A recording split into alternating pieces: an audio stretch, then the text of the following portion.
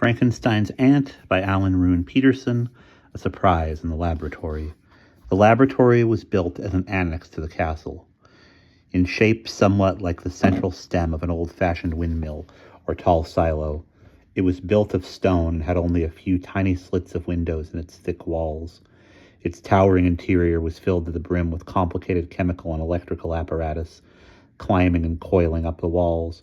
A free space ran up the middle, filled with a pulley system of chains and cables, right up to the great hatches in the roof. Unlike the castle lamps, the electric light was still working here. Igor had pulled a huge switch just inside the door, and bluish-white light had blazed down on them from 4 searchlight-like lamps rigged up among the apparatus. Hannah Frankenstein felt as if she were on a stage as she made her entrance into the heap of rubble, and for a dizzy moment she turned sentimental. In her youth, she had always wanted to go on the stage, but had been prevented by her mother, who considered her too tall, her nose too big, and her feet too large. She looked around. The devastation in the laboratory was far less than in the castle itself. Stones that had fallen after the unsuccessful attempt to blow the place up lay all over the floor, but the laboratory equipment looked more or less undamaged. She pushed aside a few stones with her boot, took a step back, and looked up at the glittering confusion of spiraled glass tubes, thermometer-like objects, cables, wires, and great globes of glass. She shaded her eyes with her hand and took another step back, and as she did so, she knocked against a glass jar on the edge of a crowded table. It fell to the ground with a small crash. Franz bent down to look at the broken pieces. "It was empty," he said. "That's just what happened," said Igor, peering up at Aunt Frankenstein. "That's just what happened when I went to fetch the brain, though the jar wasn't empty, of course." "Fetch," said Hannah Frankenstein. "Had you ordered a brain?" She went on, pretending she didn't know the procedure, though she knew perfectly well, as she had read in Henry's notes, all about the distasteful way they had collected material for the monster. Igor wriggled and blinked. "Well, no, I broke in, of course, at night, into the Pathological Institute in Ingolstadt, but that was on Mr. Henry's express orders. A famous brain surgeon had just finished a lecture on the structure of the brain. All the students had gone, and it was dark in the lecture hall. Just as I was about to take the jar Mr. Henry had described to me—" "The one containing the brain of a deceased and very famous scientist," interrupted Hannah Frankenstein. "Yes, quite, yes, him. The weather was terrible that night, and just as I was going to take the jar, a great flash of lightning struck, and I jumped, and there was the jar lying broken on the floor.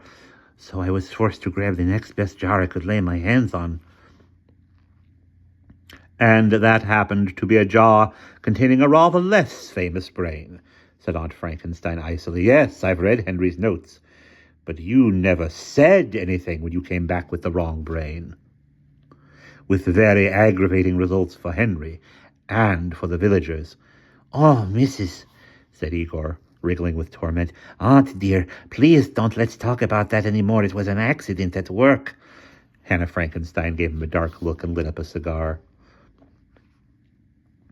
"I think you could have at least told me the laboratory was in such reasonable condition. I could have lived here. At least it's dry underfoot." "Well, you see," said Igor, "I don't really like it much in here." "I think it's rather nice," said Franz, stepping among the stones. "I'd like to take a slightly closer look at these things." He looked up at the electrical apparatus, blew on his hands, and beat his arms round him, suddenly much more cheerful. "Where does that door lead to?" He was pointing into a dark corner and looking at Frankenstein and Igor over the top of his glasses, his breath rising in a cloud above his scarf in the cold, bright light. "Nowhere!" said Igor, leaping forward on his bandy legs. "Nowhere!" He placed himself in front of the door, as if trying to hide it from their gaze. Hannah Frankenstein smelled a rat at once and went across to him. The old man was trying to hide a rusty iron door. She pointed her long, bony finger at him. "What's this door?" "You can't open it," said Igor swiftly. "Can't you? Where does it go to?" "Nowhere! Nowhere!" Did you hear, Franz?" said Hannah Frankenstein.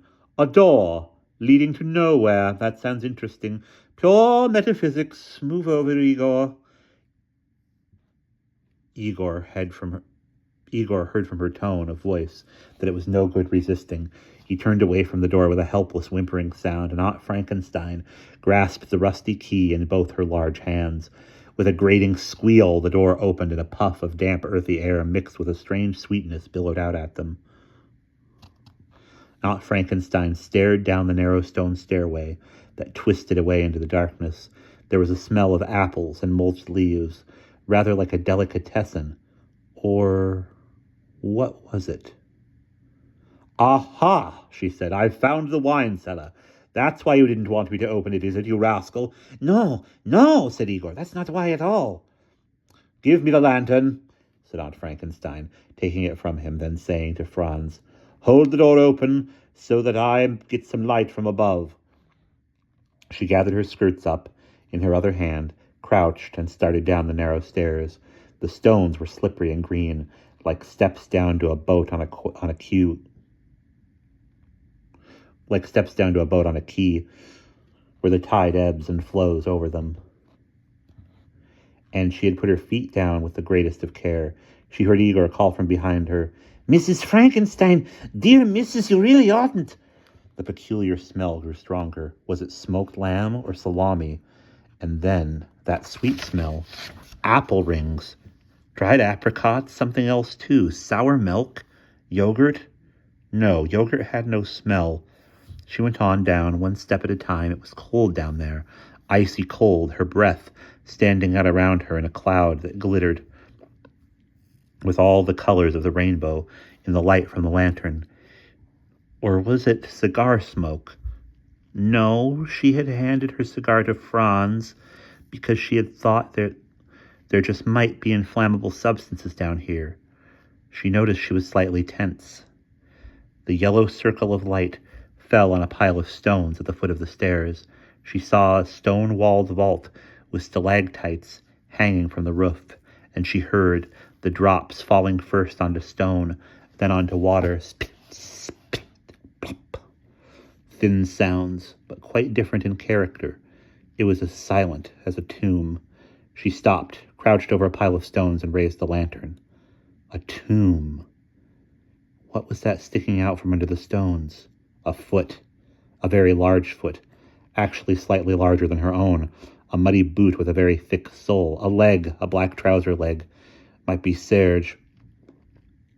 She started shifting stones aside, the smell of a delicatessen getting stronger. She took stones away from the edge of the heap. A hand became visible 2 yards from the foot. It was not beautiful. She put the stone back. As she did that, she happened to start a minor avalanche, small stones bringing with them large ones, and in a cloud of dust, the heap of stones fell apart, and there, when the dust had settled, lay the head Henry had described in his notes. She knew that passage by heart by now. And the head I had worked so hard on. I had tried to give him a high intellectual forehead. The forehead was high enough, but far too high, and his hair hung down in black straggles. From the flat skull, the monster was lying there in a peaceful torpor, smelling of smoked lamb and dried apricots. She fell almost solemn.